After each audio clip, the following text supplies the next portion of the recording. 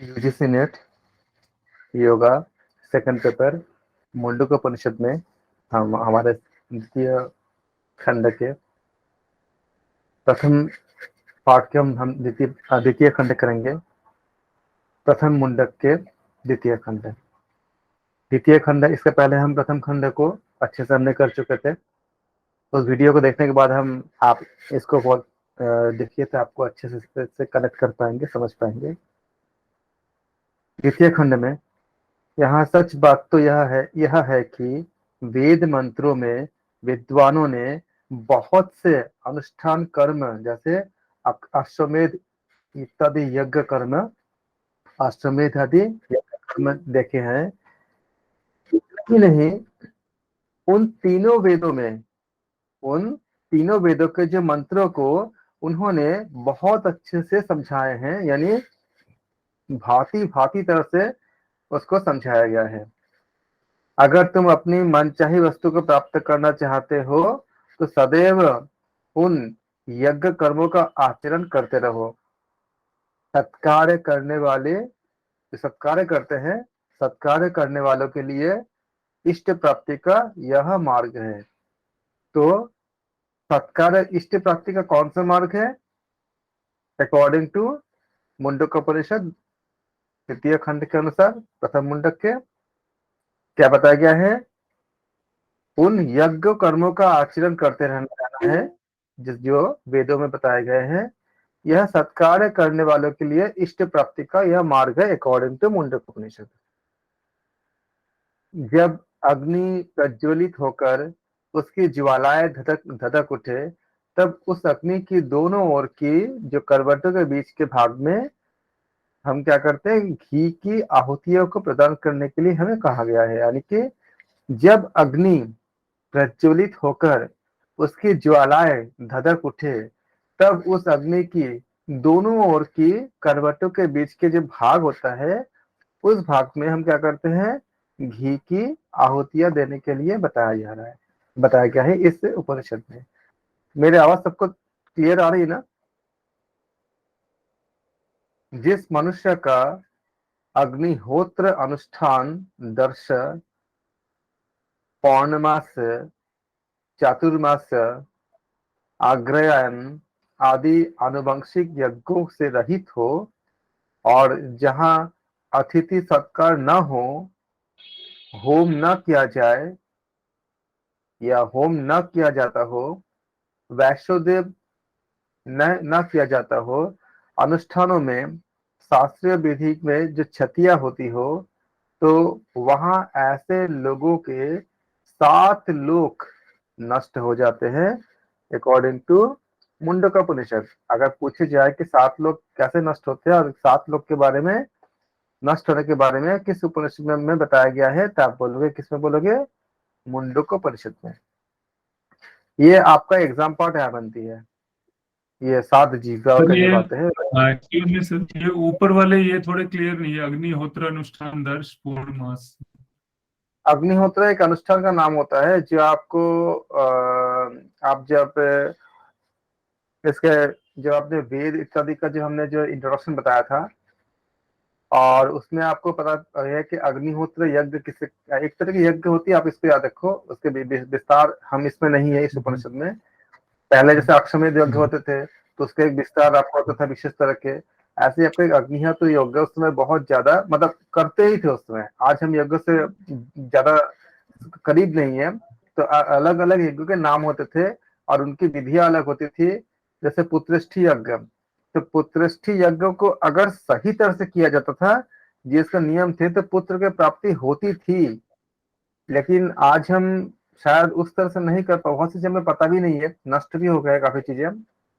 उसी तरह से अलग अलग यज्ञ के बारे में विस्तार से बताया गया है। अभी तो हमें हमारे पास सारे ज्ञान है भी नहीं, और जो है उस पर भी हमको काफी कुछ अच्छे से जानने की जरूरत है। लेकिन एक बात याद रखो कि ये यज्ञ का नाम है। अब यहाँ से आपका जो है एग्जाम के प्रश्न इस जगह से ये बनते हैं। होम सर, ये होम न किया जाता हो, एक ये और बता दीजिए। होम न किया जाता हो। हवन करते ना घर पे ना, तो अच्छा, हवन के हवन अग्नि को से ही होम बोलते हैं। देखो। गाय का घी है ना वो, और प्योर जो हवन की सामग्री आती है सर, और होम कुंड आता है, सुबह और शाम किया जाता है सूरज देवता के लिए, सवित्री देवता के लिए। जी, तो एक्चुअली मैं बता देता हूँ हाँ। कि क्यों ऐसे इसका बारे में ये सब बताई गई। हालांकि जो मैं बताने जा रहा हूँ ये इस उपनिषद का तो हिस्सा तो नहीं है, लेकिन आपने पूछा कई बार तो मैं आपको बता रहा था थोड़ा सा। ये हमें क्यों बताए जाते थे करने के लिए। ये हम देखो, हम अगर सांस ले रहे हैं ना, तो हमने इस धरती का कुछ पार्ट हम कंज्यूम कर रहे हैं ऑक्सीजन के लेकर के, और हम कुछ CO2 छोड़ रहे हैं या कुछ यानी कुछ टॉक्सिन छोड़ रहे हैं, जो हमारा हिस्सा कहाँ जा रही है, धरती या आसमान में जा रही है।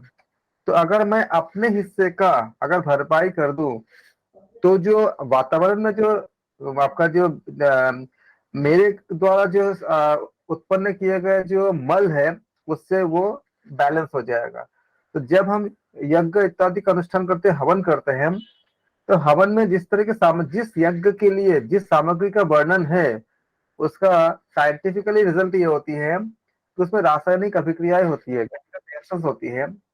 आज विदेश में इसके ऊपर शोध होके हमारे सामने आई है, तो हमारे लिए विज्ञान बन गया। लेकिन शोध से पहले शायद सबके लिए विज्ञान नहीं था। अब ये विज्ञान हो गई है कि कहाँ से आई है, तो हमारे साथ थोड़े से अपनी मानसिकता को भी चेंज करने होंगे कि वहां से आने से पहले भी विज्ञान था, बाद में भी विज्ञान होंगे।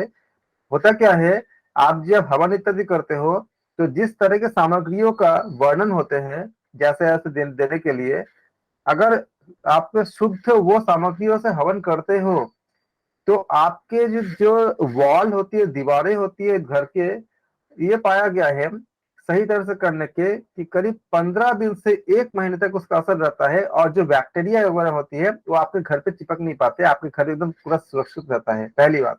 दूसरी बात क्या है, आपने तो हवन कर दिया, और इसके जो जिस जिस चीजों को जलाने के लिए मतलब हवन में आपको आहुति के रूप में हम देते हैं, उसमें जो रासायनिक अभिक्रियाएं होती है, उससे ऊपर जाके ओजोन लेयर को रिपेयरिंग करता है। और ये आधुनिक विज्ञान के शोध है। तो रिपेयरिंग करता है, जब ओजोन लेयर की रिपेयरिंग करेगा, हो जाएगा, तो बहुत सारे ऐसे रेज है जो सन से जो हमारे अर्थ में आती है, और जिस कारण बहुत भयंकर भयंकर बीमारियां फैलती है। ओजोन लेयर अगर उसका अगर छेद नहीं रहेगा, तो वो छन छन के आती है। तो पृथ्वी में हमारे हिस्से का जो पार्ट है, उसको हमने हवन करके अगर हमने रिपेयरिंग करते हैं, तो इस तरह से हम मानवता का आपका आपका जो पूरा इकोसिस्टम का हमने हमने सेवा किया। अगर इकोसिस्टम नहीं रहेगा, बैलेंस नहीं रहेगा, तो क्या हुआ, हम सब कोई नहीं रहेंगे। तो अगर ऐसा नहीं करते हैं, तो हम कहीं ना कहीं रिस्पॉन्सिबल होते हैं हमारे पूरे जो जितना सिस्टम बनाया गया है पृथ्वी के और पूरे सब साइकिल का, उसके बिगाड़ने में थोड़ा सा हमारा भी आपका क्या हो जाएगा, कंट्रीब्यूशन हो जाएगा। लेकिन अगर हम सब अगर ऐसी तरह से अगर यज्ञ इत्यादि करते रहेंगे, तो क्या होगा, वो रिपेयरिंग होती रहेगी, और आपका जो ह्यूमन साइकिल जो है वो आपका निरोग रह करके यहाँ पे मतलब न ज्यादा पॉल्यूशन नहीं होगे। और अगर हर घर में अगर ऐसे यज्ञ इत्यादि होता रहेगा, तो बीमारियां कहाँ आएगी, क्योंकि ये शोध बताते हैं कि अगर सही ढंग से किया जाता है, खाली सामग्रियों के बारे में बता रहा हूँ, तो आपके जैसे हम कहते हैं कि पैसिव पैसिव स्मोकिंग क्या होती है। अगर किसी ने स्मोक किया, तो एक तो जो स्मोक कर रहा है वो उसको उसके लंग खराब होंगे, उसके जो धुआं जो ले रहा है उसके जैसे उसके घर में जितने मेंबर होंगे उससे उसका ज्यादा खराब होंगे। एक तीसरी तरह की क्या होती है, जो आपका स्मोक के जो पार्टिकल्स होते हैं, जो सिगरेट के आपका जो धुएं का जो पार्टिकल, वो जगह से जाके चिपक जाते हैं, मतलब आपको दीवारों पे सब जगह पे। छोटे बच्चे अगर उस पर हाथ रखते हैं आपके फर्नीचर पे, जहां जहां पे, क्योंकि धुआं तो हर जगह जाती है, तो उसके स्किन के पोर्स से वो जो टॉक्सिन से अंदर जाती है। एक तीसरी तरह की स्मोकिंग, उसको पता भी नहीं है कि क्या कर दिया, और वो जाकर के उसके बॉडी के ऑर्गन्स को खराब करती है। इसलिए हम देखते हैं कि छोटे छोटे बच्चों को भी बहुत सी बीमारियां होती है। रेस्पॉन्सिबल हमारे घर के बड़े भी होते हैं, जो खुद स्मोकिंग करते हैं या किसी और को स्मोकिंग करना अलाउ करते हैं, क्योंकि ये आपका ऐसे स्मोकिंग में आपके घर के जो बच्चे हैं उसके बहुत ज्यादा असर पड़ता है। सेम तरह से जब हम यज्ञ इत्यादि करते हैं, तो इसके जो स्मोक होती है, जो धुआई होती है, वो इतनी ज्यादा आपका एंटीबैक्टीरियल होते हैं कि आपके दीवारों पर जगह चिपक जाती है, और इसका असर करीब करीब 15 दिन से 1 महीने तक भी रहता है। और इसलिए क्या होती है कि जो हार्मफुल बैक्टीरिया वगैरह वो एटमोस्फेयर में नहीं रहता, और आपकी जो हवा होती है, जो एयर एयर क्वालिटी, ये काफी शुद्ध हो जाती है। आज देखो इसी एयर क्वालिटी के लिए हम कितने जद्दोजहद कर रहे हैं कि दिल्ली में एयर क्वालिटी कितनी खराब होती जा रही है, या सब जगह पे, कई जगह पे होती जा रही है, जिसको हम लोग एयर पोल्यूशन कहते हैं। अगर हम इसको सही नियम से करेंगे तो ये एयर पोल्यूशन से जब हमें नहीं होगा, तो खाली एक के लिए नहीं, हम सबके लिए, पूरा आपका ह्यूमैनिटी के लिए कितनी आपका मंगलकारी होगा। ये तो मैंने एक हिस्सा बताया, इसके और भी बहुत से इम्पैक्ट है। अगर एक्चुअली इसका बारे में अगर मैं विश्लेषण, अगर इसका एनालिसिस करने जाऊंगा, विश्लेषण करूंगा, तो पूरे क्लास निकल जाएगी, इतनी सारी चीजें हैं। मैं थोड़ा सा बता देता हूँ कि जब आप सही, ये मैंने बोला कि खाली जी रासायनिक अभिक्रिया के बारे में बोला, इससे इतनी फायदा है। फिर आपको मैंने ऑक्सीजन लेवल के लिए बोला कि इतनी ज्यादा ऑक्सीजन लेवल संतुलित होती है, जो आपका हार्मफुल गैसेस तो खत्म हो जाती है। ओजोन लेयर की रिपेयरिंग के बारे में बोला। इसके अलावा जो आपका दूसरा, जो आपका जो हम कहते हैं कि वाइब्रेशन के ऊपर बात करेंगे, जो हम तरंग विज्ञान के ऊपर, यानी कि वेव साइंस, यानी कि हम अगर नाद विज्ञान के ऊपर बात करेंगे, जिन मंत्रों का उच्चारण के साथ हवन की जाती है, उस मंत्रों को अगर सही विधि से और सही आपका वाइब्रेशन में उच्चारण की जाए, तो बहुत सारी जो नेगेटिव वाइब्रेशन, नेगेटिव एनर्जीज होते हैं, वो खत्म हो जाती है। क्योंकि उसके लिए फॉर्मूला होता है, आप इसमें फॉर्मूला बताना सही है कि नहीं, ये देखना होगा, क्योंकि सब कुछ साइंस के नहीं है। फॉर्मूला होती है y is equal to A sine omega T, जिनको समझ आ रहे हो उनके लिए खाली है। तो अगर हम दो वाइब्रेशन लेंगे तो y1 इजिकल टू क्या होता है, a1 साइन ओमेगा टी, ये आपका वेव की इक्वेशन होते हैं। y2 is equal to a2 sine omega T, दो अलग अलग वेव के लिए होती है। अगर इनको हम एक साथ हम ऐड करेंगे तो y is equal to y1 plus y2 हो जाती है, जो जहाँ पे हम प्रिंसिपल्स ऑफ सुपरपोजिशन का अप्लाई करेंगे। तो इसका अप्लाई करने के बाद इनके बीच में जो आपका फेस होती है, ये फेस डिफरेंस ऐसा बन जाती है कि जो नेगेटिव वाइब्रेशन का जो आपका वेव्स होती है, वो जीरो हो जाती है, उसका एम्पलीट्यूड लगभग जीरो हो जाती है। तो इंटेंसिटी क्या होती है, प्रोपोर्शनल टू ए स्क्वायर होती है, एम्पलीट्यूड का स्क्वायर, एम्पलीट्यूड का स्क्वायर होती है। जिनको साइंस नहीं आता उनको छोड़ दे, जिनको आता है उनके लिए खाली बता रहा हूँ। इंटेंसिटी आपका खत्म हो जाती है, जब एम्पलीट्यूड खत्म हो जाती है, तो उस तरह से क्या हुआ कि उसका असर बहुत हद तक कम हो जाता है। तो इसलिए हर को इसलिए कहा गया कि अगर हम ऐसा नहीं करते हैं, तो इतने सारे खुद के लिए और पूरे समाज के लिए अब तक कंट्रीब्यूशन नहीं कर रहे हैं। इसलिए ये बातें बताई गई है। और जब आप उस वाइब्रेशन को, आप जब इसको उच्चारण करते हो, तो आपको बहुत दूर दूर तक एक सकारात्मक ऊर्जा फैलती है, जिससे अगल बगल के जो बाकी जो लोग हमारे साथ जो जुड़ते हैं, या हमारे आसपास जो रहते हैं, उनके मन में भी एक सकारात्मकता आती है। अगर सबके मन में अगर सात्विकता, सकारात्मकता आ जाएगा, तो समाज की बहुत सारी प्रॉब्लम्स, बहुत सारे जो आपका जो जितने भी ऑब्स्टिकल्स है, काफी चीजें खत्म हो जाएगी, और पूरे समाज के लिए बहुत एक आध्यात्मिक, मतलब एक आप कह सकते हो कि स्पिरिचुअल वाइब्रेशन आपका जनरेट हो जाएगा। ये थोड़ा सा मैंने बताया, इसकी डिटेल इतनी ज्यादा है कि हमारे कई क्लास लग जाएगी अगर मैं पूरा बताने जाऊँ तो।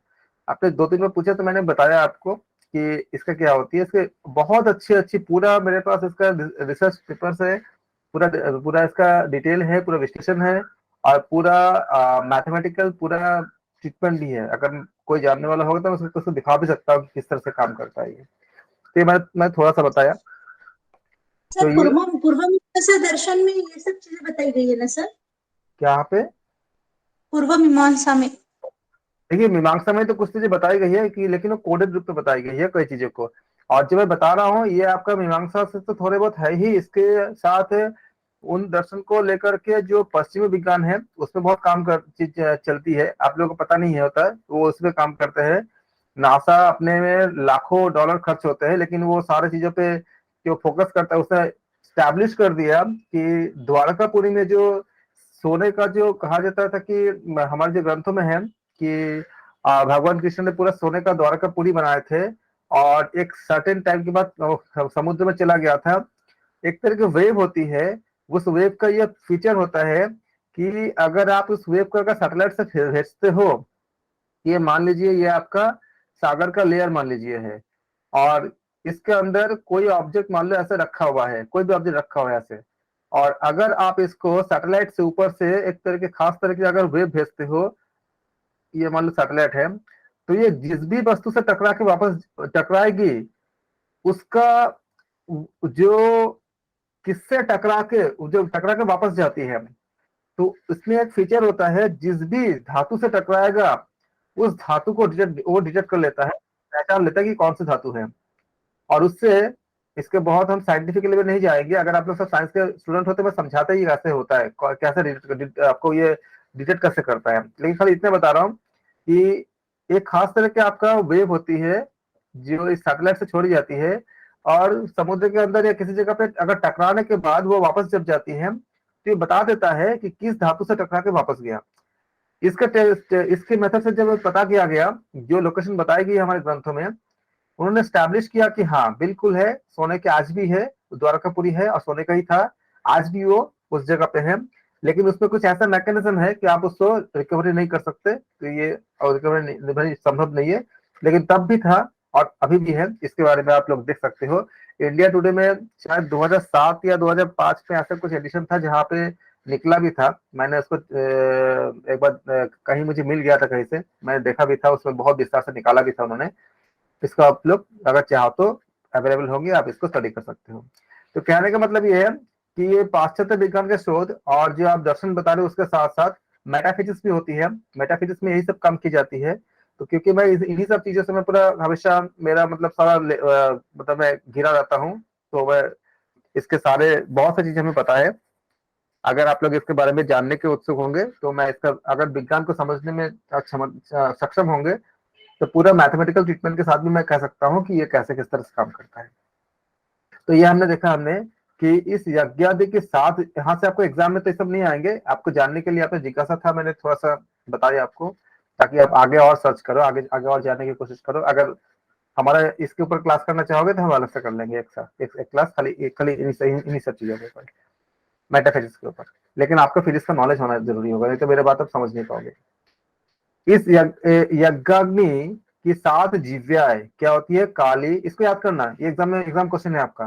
काली, कराली, मनोजवा, तुलोहिता, सुधूर्म वर्णा, स्फुलिंगनी और विश्वरुचि देवी नाम की है। ये याद करना, ये आपका एग्जाम क्वेश्चन है, इनमें से एक आएंगे, आते रहते हैं। ऐसे नामों वाली ये जिव्याएं विशिष्ट आहुति के लिए है। मैं रिपीट कर देता हूं आपको, इस यज्ञाग्नि के 7 जिव्याएं काली, कराली, मनोजवा, तुलोहिता, सुधूर्म वर्णा, स्फुलिंगिनी और विश्वरुचि। नाम एक बार रिपीट करो मेरे साथ। काली, बताओ। काली, काली, कराली, कराली, मनोजवा, मनोजवा, सुलोहिता, सुलोहिता, सुधूर्म वर्णा, सुधूर्म वर्णा, स्फुलिंगिनी और विश्वरुचि। विश्वरुचि नाम, देवी नाम है।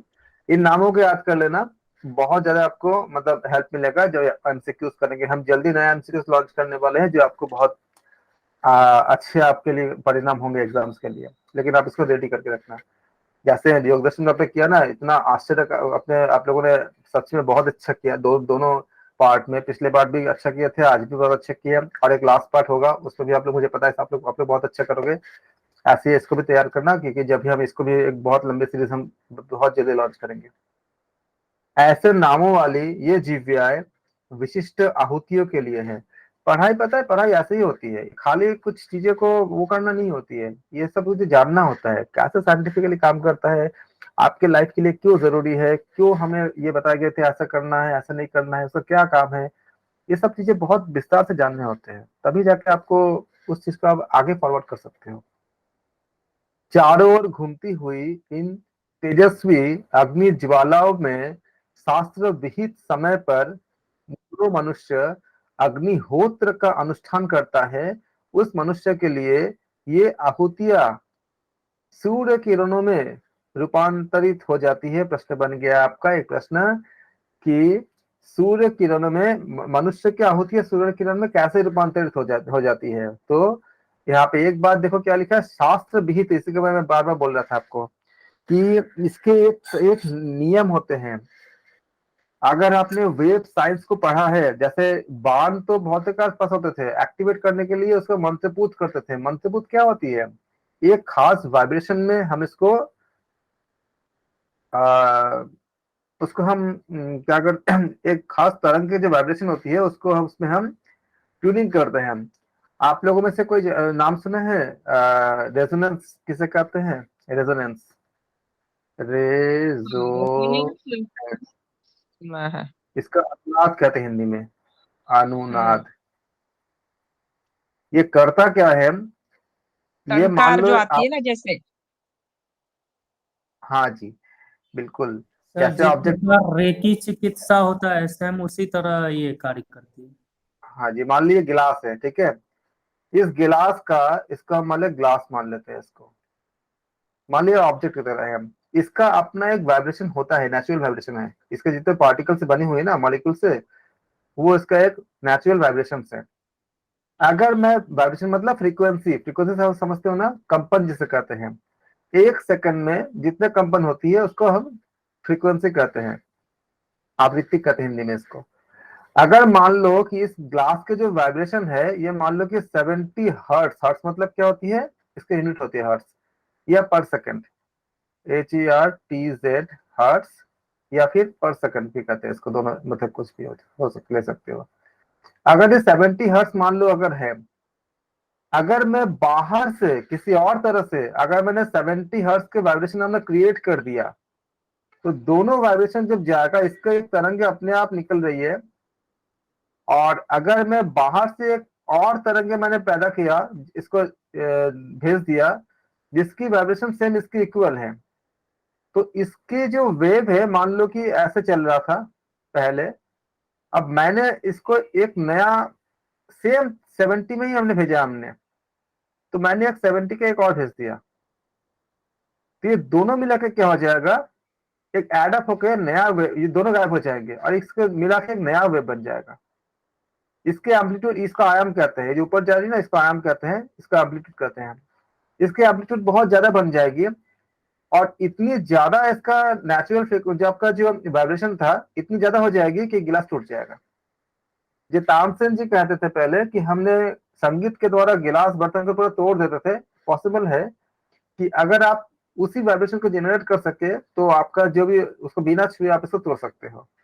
और इसीलिए हमारे जो आर्मी जब जाती है किसी पुल में, तो किसी कोई अगर ब्रिज को पार करती है, तो उसको मतलब नॉर्मल मूवमेंट से लेके जाते हैं उसको, एक साथ जैसे हम लोग कदम से कदम मिला के नहीं लेके जाते हैं, क्योंकि उस केस में क्या होता है, उस ब्रिज का जो फ्रीक्वेंसी है, इनके कदम से कदम मिला के, अगर जैसे नॉर्मली उनका जो मूवमेंट का जो मूवमेंट जैसे करते हैं, ऐसा करने से अगर सारे लोग अगर एक साथ अगर कदम से कदम मिला के चलेंगे, तो ब्रिज की फ्रीक्वेंसी इस फ्रीक्वेंसी के इक्वल हो सकता है और ब्रिज टूट सकता है। तो इसको हम कहते हैं रेजोनेंस कहते हैं। बहुत बारीक गैप मतलब बातें थी इसमें, इसके अंदर। तो यही वाइब्रेशन को जब हम मंत्रपूत करते हैं, मंत्र जब उच्चारण करते हैं, इन सब चीजों का बहुत ध्यान रखा जाता था। अगर इसको सही सही वाइब्रेशन में आप इसको मतलब इसमें उच्चारण कर पाए, तो वो नाद विज्ञान हो जाती थी। उस नाद विज्ञान के साथ हमारे मन के जो भावनाएं होती है, उसमें जो नकारात्मक भावना होती है, उसको रिमूव करने के एक विशेष तरह से हमारे फ्रीक्वेंसी या इस तरह के हम इसको डिजाइन कर पाते थे कि हमारे जो नकारात्मक चीजें अपने आप निकल जाती है। आप देखते भी होंगे कि अगर आपने बहुत, अगर आपको किसी को हेडेक हो रहा है, किसी को अगर मतलब लो फील कर रहा है, अगर वो शास्त्रीय संगीत थोड़ा सुन लेता है, या ऐसे कोई इस तरह के कोई शास्त्रीय संगीत से उत्पन्न मतलब सही तरह से उत्पन्न कोई मंत्रों के चैंटिंग सुनते हैं, तो थोड़ी देर में आप बहुत अच्छा फील करते हो और ये ठीक हो जाती है। ये ठीक कैसे होती है? इसी विज्ञान के साथ, क्योंकि शास्त्रीय संगीत में ये सब चीजें हैं जिससे हमारे मन में एक बहुत पॉजिटिविटी क्रिएट होती है और नेगेटिव जितने भावना सबको रिमूव कर देती है। जबकि बाकी जो आपका जो कुछ वेस्टर्न ऐसे म्यूजिक होते हैं जिसको सुनने से सर ज्यादा बढ़ जाते हैं किसी किसी को, क्योंकि वो चीजें नहीं कर पाता। इसलिए हमारे शास्त्रीय संगीत पे इतनी ज्यादा महत्व है। और ये शास्त्रीय संगीत आई कहाँ से है? सामवेद से आई है, तो सोचो कितनी ज्यादा महत्वपूर्ण है। तो मैंने थोड़ा सा बताने की कोशिश की आप लोगों को कि इन सब का हमें क्यों बताया गया, हमारे जीवन में किस तरह से मतलब वैल्यू था, और आज भी हमें करना चाहिए, ताकि जितना भी हो सके हम अपने आप को कंट्रीब्यूट करें, तो हमारे आस पड़ोस कम से कम हर जो सक्षम है वो महीने में कम से कम एक बार तो हवन अवश्य कराए, चाहे पूर्णिमा में कराए चाहे अमावस में कराए, जरूर करना चाहिए। मेरे घर में हमेशा होता था। सर सर मेरा एक क्वेश्चन है जैसे सर। रोज रोज करना चाहिए ना अपने से। इसके नियम होते हैं, इसके बारे में आप कई कई आपका सर यह है, अगर अगर आप खुद करो या किसी से करवाओ, जो आपका जो करने जो इसके जो विशेषज्ञ होते हैं, कम से कम महीने में एक बार, मंथ में अगर एक बार करेंगे, क्योंकि शोध ये कहता है कि अगर मंथ में एक बार भी अच्छे से कर लेंगे तो आपके घर के इतनी शुद्ध हो जाती है कि आपका जो बैक्टीरिया वगैरह एंटी बैक्टीरियल बन जाती है। तो 15 दिन में एक बार करने से अच्छी बात है, बहुत अच्छी बात है, लेकिन महीने में एक बार करनी चाहिए, क्योंकि इस पर खर्चे भी होते हैं और आपके काफी समय और सब चीजें लगती है। जब भी करो शुद्ध करो। अब जैसे अगर इसमें गाय का घी अगर बताया गया है, तो जहां तक हो सकता है गाय का घी ही अप्लाई करो, इस यूज करो, कुछ और मत करो, क्योंकि क्योंकि कॉस्टली तो होता है, इसके सामान कॉस्टली होते हैं। इसलिए आप अपने क्षमता के अनुसार महीने में एक बार या 2 महीने में एक बार, लेकिन कराए जरूर। सर मेरे यहाँ गायत्री विधि से सर मैं मंथ में एक बार होता है, लेकिन हमारे मेरे यहाँ सब कुछ कहते हैं कि डेली पूजा करने के बाद जो देवदार लकड़ी वाला होता है ना, उसमें 11 हम लोग आहुति देते हैं गायत्री मंत्र से। अच्छी उसमें चीज है। 1 चम्मच ही घी डालते हैं और हवन सामग्री डालते हैं 11 बार। हाँ जी, बहुत अच्छे, लेकिन जो कर सकते हैं उनके लिए तो बहुत ही अच्छी बात है। और जो नहीं कर सकते हैं वो मतलब एक बार करवाएं महीने में, इससे आपके घर बहुत शुद्ध रहता है। और मैंने खुद देखा है, वातावरण बहुत पवित्र हो जाता है, बहुत स्पिरिचुअल आपका वाइब्रेशन निकल मतलब आती है इसमें से। मैंने खुद देखा है, मेरे भगवान ने मेरे से करवाए थे मेरे घर पे, तो बहुत अच्छी होती है। क्योंकि यही जगह होती है आप लोग को बताने के लिए। उपनिषद खत्म हो जाएगा तो मैं बता नहीं पाऊंगा, इसलिए मैं बीच में बता दे रहा हूँ थोड़ा थोड़ा। तो आप लोग इसको ये आपका जो मैंने बताया आपको कि यज्ञाग्नि के साथ जीवा, इसको याद रखिएगा एग्जाम्स के लिए। फिर चारों ओर घूमती हुई इन तेजस्वी अग्नि ज्वालाओं में शास्त्र विहित, ये टर्म बहुत इंपॉर्टेंट है, शास्त्र के अनुसार समय पर जो मनुष्य अग्निहोत्र का अनुष्ठान करता है, उस मनुष्य के लिए ये आहुतियां सूर्य किरण में रूपांतरित हो जाती है। कितनी बड़ी साइंस बता दिया बोलो उन्होंने। यही जो मैं आपको समझा रहा था अलग अलग तरह से, उन्होंने एक बात बता दिया कि सूर्य किरण में मतलब हमारे उस तरंगों में चेंज हो जाती है, रूपांतरित हो जाती है, ट्रांसफॉर्मेशन हो जाती है, जिसके बारे में हम लोग कल परसों लगातार बात कर रहे थे कि ऊर्जा का रूपांतरण कैसे होती है। और उसे ऊपर उठाकर देवों के एकमात्र अध्यक्ष इंद्र के उच्चतम लोक में ले जाता है, क्योंकि ये वाइब्रेशन आपका वहां तक पहुंचती है और उनको पता होता है कि ये कहां से आई है। ये तेजोमय, इसमें मेरा इतनी ज्यादा विज्ञान है ना, मुझे बताने का तो बहुत मन करता है, लेकिन समय नहीं है। अगर यही सर 3-4 घंटे क्लास होता तो मैं मन खोल के बता पाता।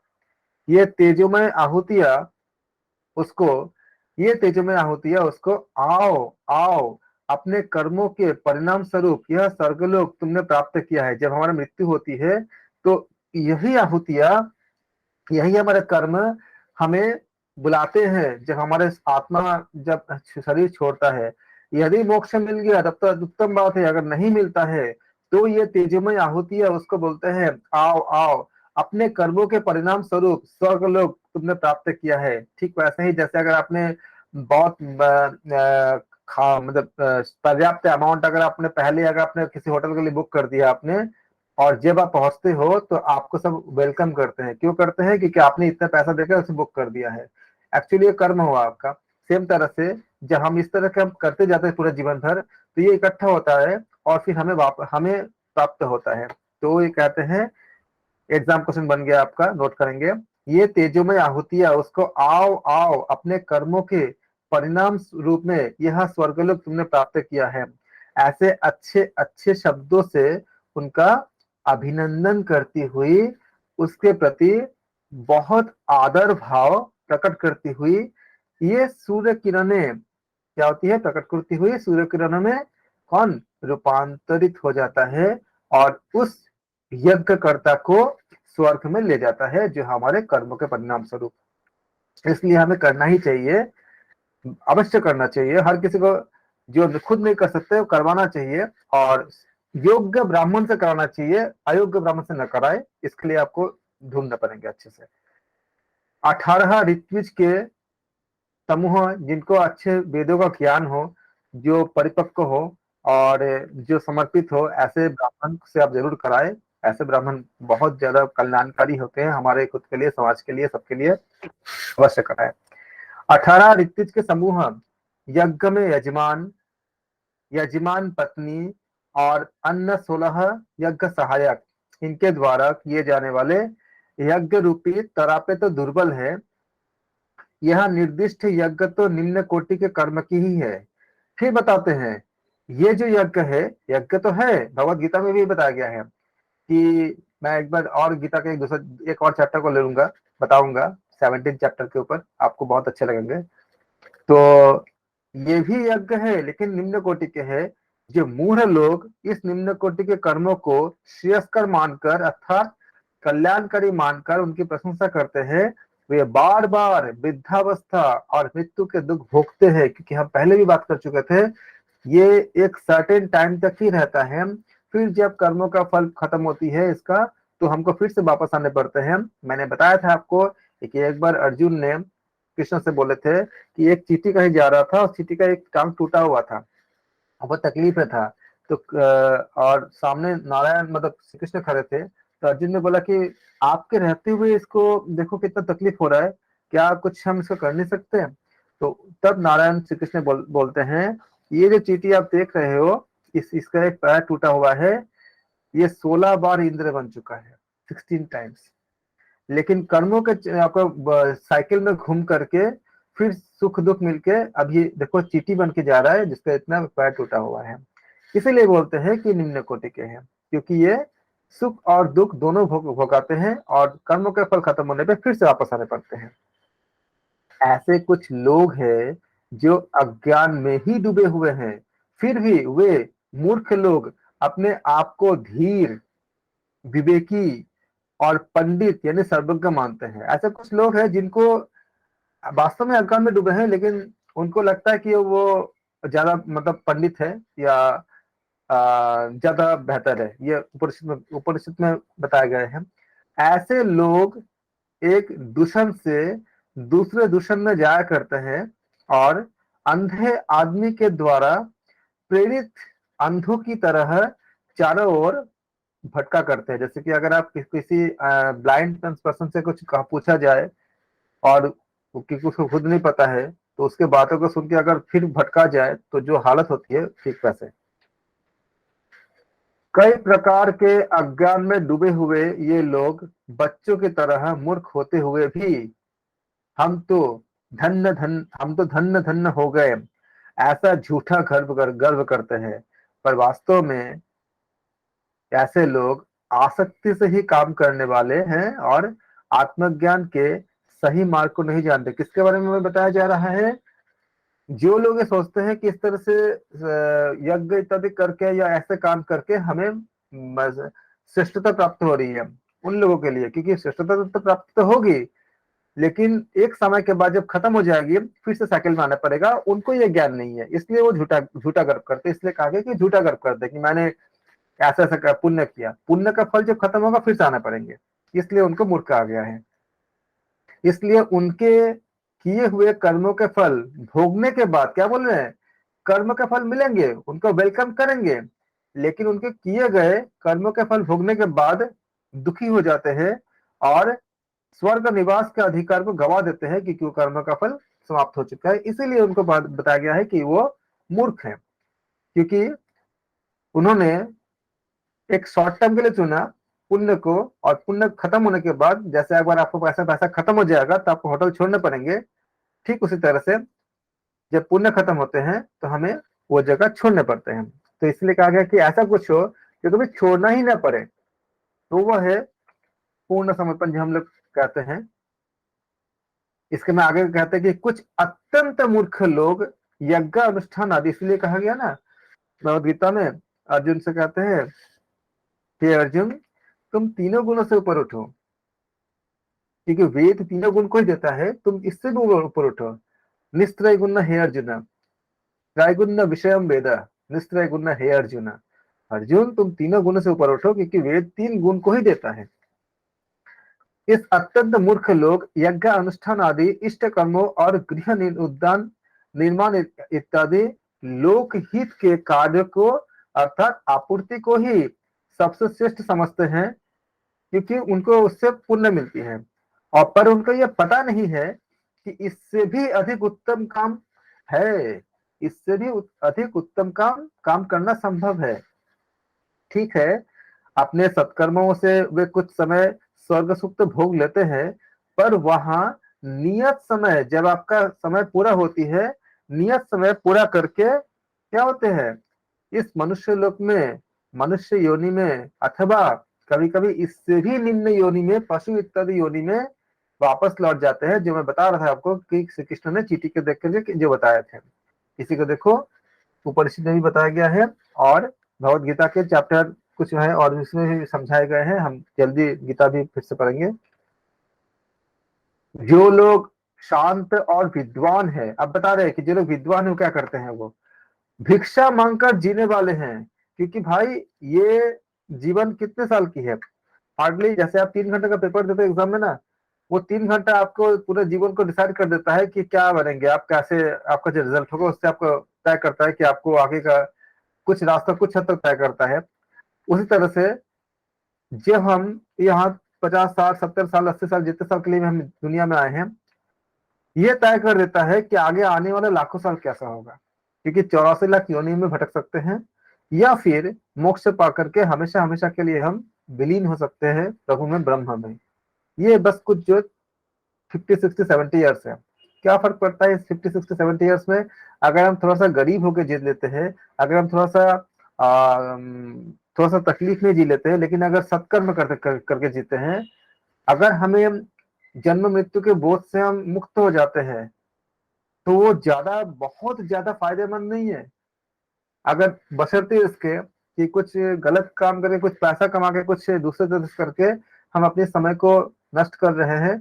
क्योंकि मनुष्य योनि के अलावा किसी और योनि में हम खाली फल भोगते हैं, अच्छे और बुरे दोनों को। हम उसमें कर्म को हम ऐड नहीं कर पाते। कर्म का ऐड आपका जो कर्म का जो चीजें होती है आपको मनुष्य योनि में ही होती है, बाकी सब भोग योनि होती है। इसीलिए कहा गया कि जो लोग शांत और विद्वान हैं, भिक्षा मांगकर जीने वाले हैं, वन में रहकर तपश्चर्या और चरम जीवन लक्ष्य की उपासना करने वाले होते हैं। क्योंकि वन में रहते हैं, तपस्या कर रहे हैं, क्योंकि उनको वही चाहिए। उनको पता है कि जब ये शरीर छूट जाएगा तो हमें क्या मिलेगा, तब साथ क्या होगा। वे लोग विशुद्ध चित्त वाले हो जाते हैं। वे सूर्य के दरवाजे से, ये इसके याद रखना, एग्जाम क्वेश्चन बन गया आपका, कि जो लोग यहाँ से लेके यहाँ तक पूरा याद कर लेना, इसमें से कई क्वेश्चन बनेंगे। वे सूर्य के दरवाजे से होकर उत्तरायण मार्ग में, ये प्रश्न बन चुका है, कई बार पूछे गए हैं कि मार्ग के बारे में।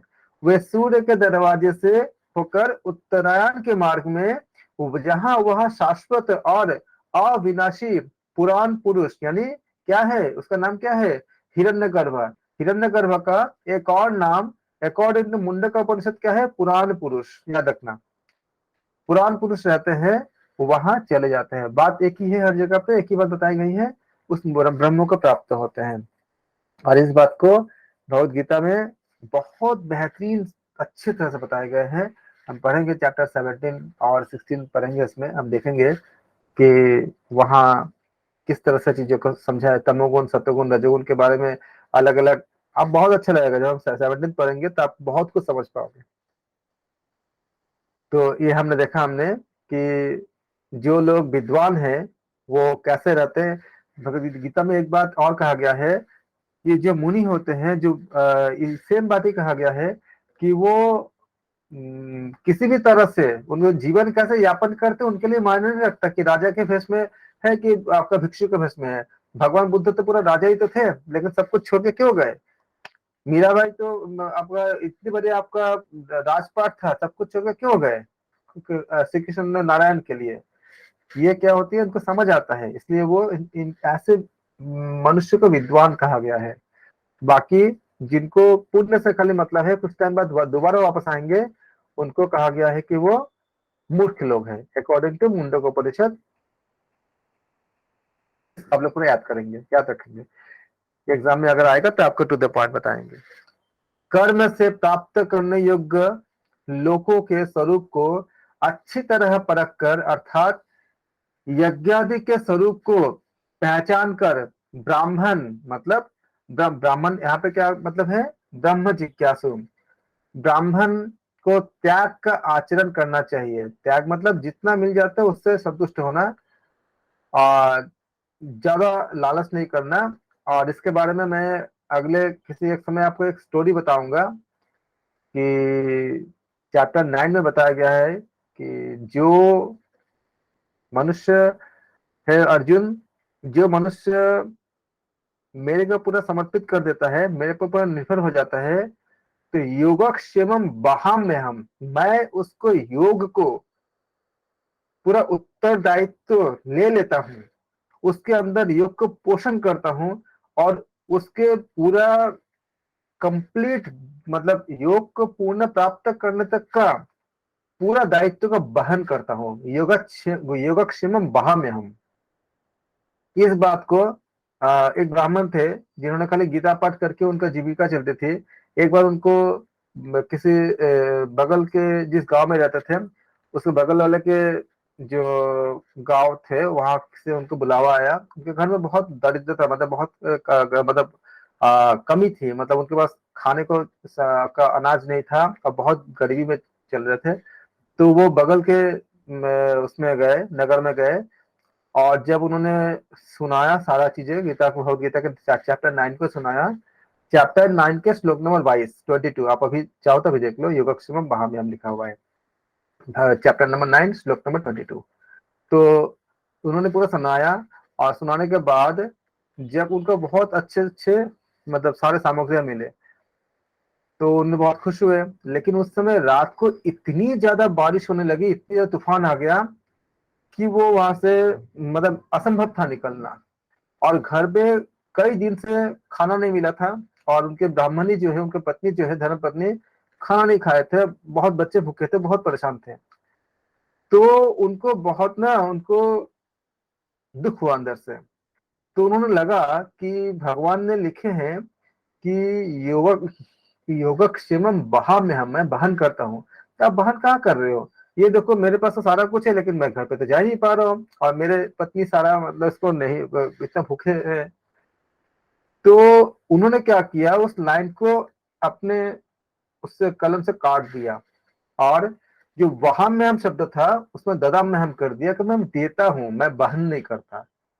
और क्योंकि उनको बहुत तकलीफ हुआ कि अगर आप बहन किए होते तो मेरा तो ये दुख नहीं होता, तो मुझे तो सब घर में भूखे हैं, तो आप बहन नहीं करते, आप देते हो, ददा में हम। उन्होंने काट के ददा महन किया। उसके बाद अगले दिन जब उन्होंने गया अपने घर पे तो देखा कि उनके घर के सामने जब उन्होंने नॉक किया तो जो उनको लगा कि ब्राह्मणी बहुत भूखे हैं, कि बहुत तकलीफ में होंगे, तो ब्राह्मणी बड़ा आराम से आए और आकर के फिर दरवाजा खोले। जब दरवाजा उन्होंने खोला ब्राह्मणी ने तो पूछा कि क्या हुआ, तुम इतना खुश हुए, तुम्हें मैं इसलिए नहीं आ पाई क्योंकि ऐसी इस तरह से बहुत तूफान चल रहा था, लेकिन आप इतना शांत कैसे, आपको भूख नहीं लगी है और इतने अच्छे कपड़े कैसे पहने? एक कपड़े तो था ही नहीं, क्योंकि ब्राह्मण की बहुत अच्छे मतलब एक कपड़े साड़ी पहनी थी ब्राह्मणी। तो ब्राह्मणी ने बोला कि ये तो ठीक है मैं बताऊंगा, लेकिन आप ये बताइए आपने इतने मासूम, इतने इनोसेंट दो बच्चे को इतना मारा क्यों? बोले मैंने मारा, मैं कैसे किसी को, मैं तो किसी को जानता ही नहीं। बोले नहीं, आपने ऐसे मारा कि उसके गालों से खून बह रहा था। और उन्होंने रात को ये दो छोटे छोटे बालक आए और उनका डिस्क्रिप्शन दिए, एक के ऐसे इस तरह से आपका मोर का पंख लगा हुआ था और इस तरह से, इस तरह से। और उन्होंने बोला कि आपने उनको मारा है और उनके गाल से ऐसे दो लकीरें खींची हुई, दो ऐसे इस तरह से लाइन खींचा हुआ था जहां से खून बह रहा था, और उन्होंने आके हमें सारा सामग्री दिए कि आपने भेजा है। ब्राह्मण आश्चर्य होकर सब कुछ उसका हाथ पर ठंडा हो गया। उसके बाद उसको समझ आया कि उस रात को जहाँ पे मतलब इंसान घर से नहीं निकल सकता बाहर, कौन दो बच्चे आए होंगे, लेकिन जो वेशभूषा का जो वर्णन किए हैं वो पूरा कृष्ण और बलराम से मैं पूरा मेल खाते हैं उनके बचपन से। ब्राह्मण ने ब्राह्मणी का पैर पकड़ लिए कि मैं ही एक अज्ञानी हूं और तुम घर पे रह के उनका दर्शन कर लिए। और फिर उन्होंने उस लाइन को जो उन्होंने काटा था, माफी मांगते हुए उसको मिटाया और फिर उन्होंने बोला कि फिर से लिख दिया उन्होंने कि योगक्षेमम वहाम्यहम्। तो यहाँ पे बताते हैं कि आप इस तरह से जब कोई भक्त होते हैं, कल भी आए थे, आज भी आते हैं और आगे भी आएंगे, लेकिन उस तरह के लेवल के भक्त होने चाहिए, वो अंदर की पीड़ा होने चाहिए। तो इस तरह से कहा गया कि जो कर्म करने से अजन्मा, जिसको मतलब भगवत गीता में भी बताया गया है कि ऐसे ब्राह्मण ब्रह्म जिज्ञासु को त्याग का आचरण करना चाहिए, क्योंकि उनके अंदर त्याग था इस ब्राह्मण के अंदर, तब जाके हरि मिले। और जब उन्होंने 2 लाइन से काटा तो हरि के चेहरे से खून आ गया, क्योंकि वो हरि के चेहरे के जाके उनको आहत किया, हरि को आना पड़ा और आके अपने भक्तों की मान रखना पड़ा। जो उन्होंने प्रतिज्ञा किए थे भगवत गीता में कि योगक्षेमम वहाम्यहम्, उन्होंने अपना प्रतिज्ञा रखा। आपके लिए भी रखेंगे, सबके लिए रखेंगे, जब अगर हम ऐसे खुद को अगर कर पाए तो। किसी को बताया गया कि क्योंकि कर्म करने से तो वह अकृत, जो कृत नहीं है, जो जन्म नहीं है, मतलब जो भ्रूण होते हैं इसको अकृत कहते हैं, वह अकृत अजन्मा अयोनिज, जो योनिज नहीं है, ब्रह्म प्राप्त नहीं किया जाता। उस अकृत ब्रह्म का ज्ञान प्राप्त करने के लिए उस जिज्ञासु को अपने हाथ में कुछ यज्ञ काष्ठ लेकर किसी वेदज्ञ और ब्रह्मनिष्ठ गुरु के पास जाना चाहिए, तब उनको प्राप्त हो सकता है। उस ब्रह्म ज्ञानी गुरु ने शमन दमन के बारे में हम बात कर रहे थे और अभी बात करेंगे। उस ब्रह्म ज्ञानी गुरु ने श्रम से युक्त शांत चित्त वाले और ज्ञान प्राप्ति के लिए आए हुए उस शिष्य को ब्रह्म विद्या का ऐसा सात्विक उपदेश दिया कि जिससे शिष्य ने उस सत्य स्वरूप अविनाशी ब्रह्म को जान लिया। इस प्रकार मुंडक उपनिषद के प्रथम मुंडक में द्वितीय खंड या दूसरा खंड समाप्त होता है। आज हम यहीं तक रखेंगे, आप लोग उसे रेडी करेंगे। अगली क्लास में हम द्वितीय मुंडक के प्रथम खंडों का अध्ययन करेंगे।